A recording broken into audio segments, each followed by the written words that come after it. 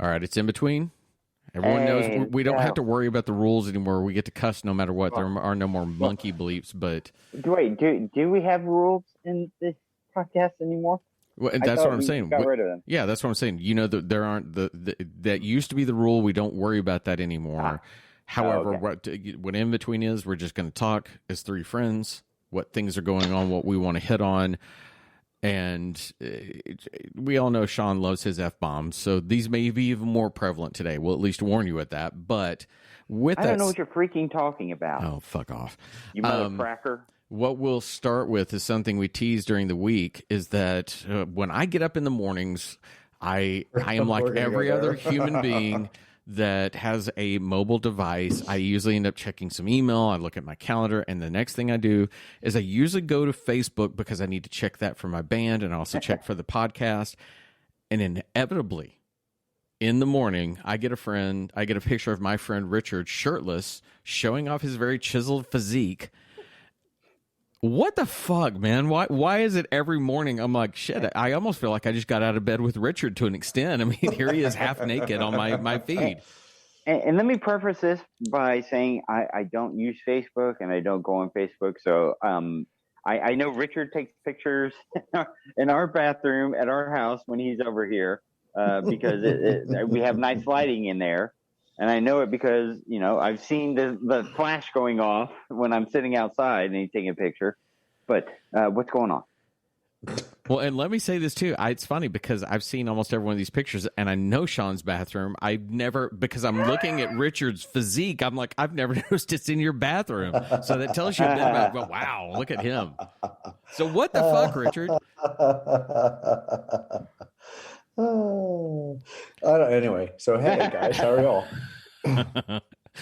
Okay, so Sean already knows all this stuff, so it's not like it's new to him. This does not surprise me yet. No, so when I turned 50 last year in June, I'd done so much over the last few years to kind of get my body in shape. Mm-hmm. Oh, real quick, Todd, how old are you? 54. Okay, just make sure. I'm the baby. All right. You're the baby. You look the oldest, but you're the baby. I know. It's all the gray beard because you grow it out. Mine'd be white if I grew mine, so I'm not growing it out. Anyway, when you turned 50, you took care of your body. So it's been a few years. Oh, he's always taking care of his body. Yeah, but it kind of got like super ripped and all that kind of stuff. And so I thought it'd be, rather than just kind of continue to take selfies, it'd be kind of cool to actually have something professionally done, right? Mm-hmm.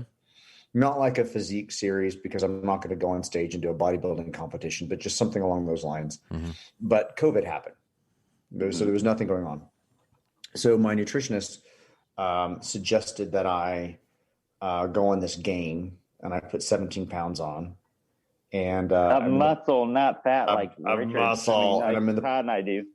And I'm in the process of kind of leaning out. So I'm revisiting this idea of doing this now at 51 as opposed to 50 now that lockdown's happening. Since I grew the hair and the mustache out, it's now taken on a kind of a 70s theme. And so I've been slowly acquiring merchandise and gear from the 70s. So that explains your outfit from last night. That explains the disco shirt that I had on last night. Uh-huh. So Todd, I'll liken it to women deciding to do a bombshell photo series or a boudoir series or a glamour shots or whatever. So men don't often do this. So for my 51st birthday, I found 2 different photographers that I like, and I'm going to go and do perfect kind of men's romantic / provocative style photos. Nice. And that's kind of where it's leading to. That's why, I keep doing all these random little selfies. It's almost like my own kind of self-experimentation as to what I want to come across or what I want to do. Also, on top of that, there is nothing wrong with just, liking your body, taking pictures of it. It's your body. You can do whatever the fuck you want to with it.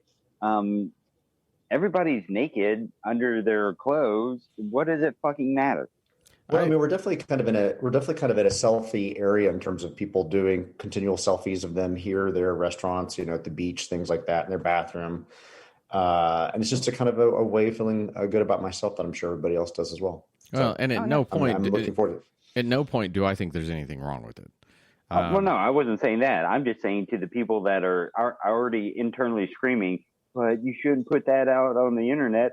It doesn't matter. It's your body. You can do whatever you want to with it. Well, it's funny you say it in that way, because as Richard told that, I thought, well, that's no different than, being a musician. I have to go on quote unquote photo shoots to take pictures so that I can advertise myself to venues. And in that photo, I have to wear the style of clothing that I would wear on stage. It's all, you're doing something like that. I may not be doing 70s style, whatever it is you're going to do, but it's still, you're presenting yourself out there. You're doing different aesthetics. Yeah. And, it's the funny thing for me as a musician, when you take a picture, I have pictures for this band where I'm holding my guitar to my side.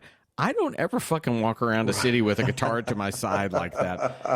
But people need to see that. And then, it's the same as that when the band takes photos, we all use Americana instruments. So a stand-up bass, a violin, and we all hold them so that people can tell what our sound would be just by looking at the instruments. I don't see it as any different than that. What you've done is not music, but you've gone and taken care of your body in a method is above and beyond. It's like you worked on something so hard, you're proud, you want to show it off. Right. Yeah, you should show it off. Yeah. Hey, I worked hard to get these 6-pack abs. I think I would like to not keep them hidden every so often. Like, hey guys, look, I have 6-pack abs. I work for these. And at some point, you're going to be 80, 90 years old, and you might not have that 6-pack ab anymore, and you want to look back on that and remember it. Well, I was having this conversation with one of my customers, Austin, yesterday, and that's kind of where, this 50 and 51 kind of making this happen is important to me, because I don't have much longer before my hair doesn't have any red in it. I mean, it's going gray right now. Yeah. And I would rather do it now when there's actually some red in it before I'm just a, hot silver fox. And look, I don't know. Thank you for saying hot. Because we're living in the future or whatever. But let's remember, the 50 of now is not the 50 of when we were kids. The Aunt May. We've talked about Aunt May before. Marissa Tomei and that whole thing. I was just yesterday doing the other podcast. I do the Other Kind Radio with my friend Jeff, and one of the things that he has me do, it was our 105th episode, and he always asks me to find the pop culture significance of whatever the number is. And so since it's 105, that you can't really find it, but I turned to 1905. And the big thing was that the median age for men was 48 in 1905 and women was 52. And so, no, it's not the same. I talk to Ab all the time where I'm like, you don't get it, that even when my parents turned 50, it was older than what my 50 is. Mm-hmm. And if I could say something funny too, what you've worked on is your body. The best I could do, and you can't even see it with this, but here, that one, you can see the end of your fingers when you play guitar all the time. I'm going to do a photo essay on my nasty ass calloused fingers, and that would be the best I could do. So I'm just going to do my hand up in my photo essay like that. Well, that's the thing that, like, every time there's a Sherlock Holmes novel or Agatha Christie novel, they talk about those random little things that tip them off that somebody's in a career. Yeah. And calloused hands in certain ways are always one of the big tip offs, right? Yeah, they are. Yeah. There's nothing like that romantic thing when somebody sees you play, hey, y'all are great, and you shake their hand, and then they look at the end, your fingers are just dirty as shit because you've been playing. It's like, hey, shake my hand. So, all right, so we were talking about people being replaced and visions being changed in the podcast earlier. Yes. Here, I have more examples of this. Okay, go. Zack Snyder that I was talking about, it's Army of the Dead is the name of the movie. His new movie. There was a comedian named Chris D'Elia that was in the movie, and it came out that he was having inappropriate relations with underage women or underage girls. Sorry, because they're not women, they're girls. And so they literally took him out of the movie and replaced him with another comedian who I really love named Tig Notaro. And she looks like she is physically the female version of Tom Cruise. If you were to say what does Tom Cruise look like a woman, that's her. She has big old sunglasses on. She looks like a badass. They shot the entire movie like a year ago. Came out, Chris D'Elia is a piece of shit, and they digitally replaced him with her. That's so crazy to think about that they can just do that now. And to be fair, before you get to that, You're right. The replacement and things like that will happen. I think really where I was trying to get to with Apes was just a studio going, here's such a major film, you've got a very slash budget, get it to me in 2 weeks, and expecting huge returns. That's kind of where I was going with. But you're absolutely right. Hollywood will forever and a day change things and fix things. I will say this about, I'm not a Zack Snyder fan, but watching that trailer, holy shit, I want to see that movie. Oh, yeah. What is it called? Army of the Dead. Oh, I don't think I've seen the trailer for that. It is a zombie film, but also a bank heist film. Yeah. And it's literally like he said, let's mash two genres together, and it's just goofy fun. But then they also take the zombies and pour a whole lot of methamphetamines on them and say, have fun with that.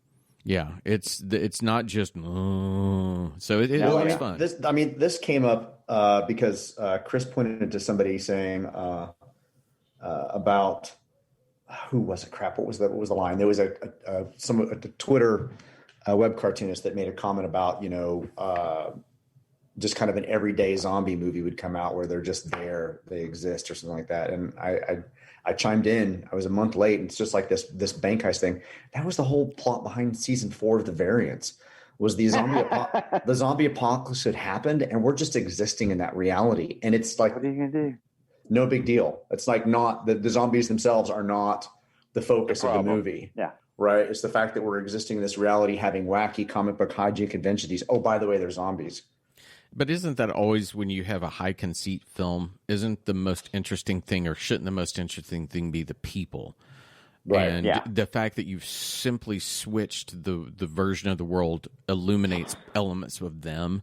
And I think so many times that's kind of where you miss out on these things, is that it just becomes a film about zombies. And that's why jumping ahead to Falcon and Winter Soldier, that's almost why the first few episodes I was really bored with, because I thought, okay, here it is just again. It's just another super soldiers. And punching and at least episode 5, it was kind of like, oh, look, there's a world they're wanting to build. For our listening audience, we haven't watched the final episode of Falcon and Winter Soldier. We're up to episode 5. So if we're not able to really talk about the conclusion of the show. Mm-hmm. In the context of what we're talking about right now, but it really was the first 3 episodes were just kind of 4 started to pick up, and 5 really kind of brought what they were doing together. The first one was kind of typical Marvel movie. Hey, let's go have action and punch them ups, and then the second one was a little bit talky, and then third one, hey, we got neon. Hey, we're going to Matador. Wait, Matador? Are we teasing X-Men? Because right, yeah. Oh, what's going on there? And now it's starting to get into the moral quandary. In the second episode, we obviously got Isaiah introduced, and so which is fun to see Isaiah. Yeah, is Steve Rogers dead now? Well, okay, can we step back, because I am not a Marvel person. I know we're getting way off into the weeds. Yeah, and I'd heard a lot of this. I'm going to ask as a just beyond a neophyte to Marvel. Okay, first off, the city I knew had relevance to X-Men. In 500 words or less, why is it relevant to X-Men? Wolverine used to cosplay as a guy called Patch. He had a literal patch over his eye and fight there. Okay. And so they've morphed Madripoor in the X-Men universe to be the city where companies put their bank accounts, where illegal activity is common, where they go to break up drugs and drug rings and fight criminals and find criminals. And Mystique was living there for a while. I mean, it's just it's a city to escape. And for mutants, they would sometimes escape there, and there was just tons of criminal activity. I mean, it's where James Bond goes to gamble. Okay. All right. Now, I'm going to jump ahead to this week. Who the F was Julia Louis-Dreyfus's character supposed to be? I don't know. There are theories. I have theories, but I don't know exactly. Okay. So tell me theories. What I understand. Well, from what I understand, she's supposed to actually debut in Black Widow. So she's supposed to be somebody from the 90s, maybe. I have a theory that she's building a Dark Avengers. Okay.